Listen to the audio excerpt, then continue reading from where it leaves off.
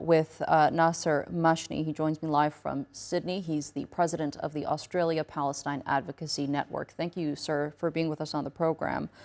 Zaina pretty much laid it out there for us. Again, the two sides on opposite ends of the spectrum. Doesn't seem like this new round of negotiations will likely lead to anywhere. What are your thoughts on this new initiative of reviving those negotiations? Well, thanks for having me on. And I think it's very important for us to talk about these two sides. There is no parity between an occupier and an occupied. A brutal, apartheid, racist, genocidal regime like the one that is ruling Israel today, and the innocent Palestinians who have been occupied and despised for 77 years since they were ethnically cleansed from their homes. We need to be very clear. This war was never about Hamas. The war was never about hostages. What it was about is ethnically cleansing. Israel's a settler colonial state that wants as much indigenous land with as few indigenous people as possible.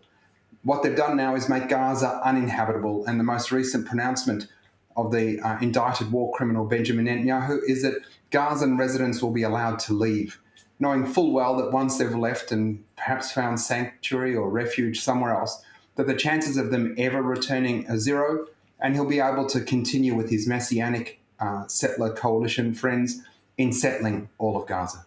As you mentioned, there's the occupier and the occupied, and all we've seen from the international community so far are statements, while little is being done to actually change the situation on the ground. How much longer until we see Israel face concrete measures that will actually stop them from conducting these atrocities? Yeah, you're absolutely right. The statements and condemnations do nothing to aid the starvation. They do nothing to stop the killing. They do nothing to stop the genocide.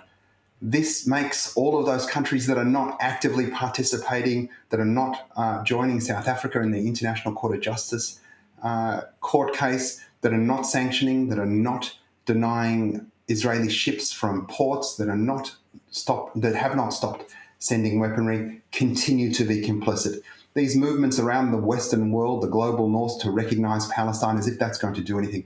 Palestinians don't need to be recognized. Palestinians know who they are.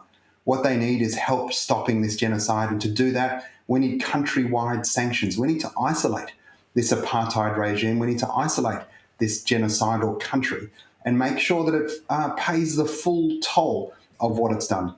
As happened to Germany after World War II, the same must be held to account of this apartheid genocidal regime in Israel.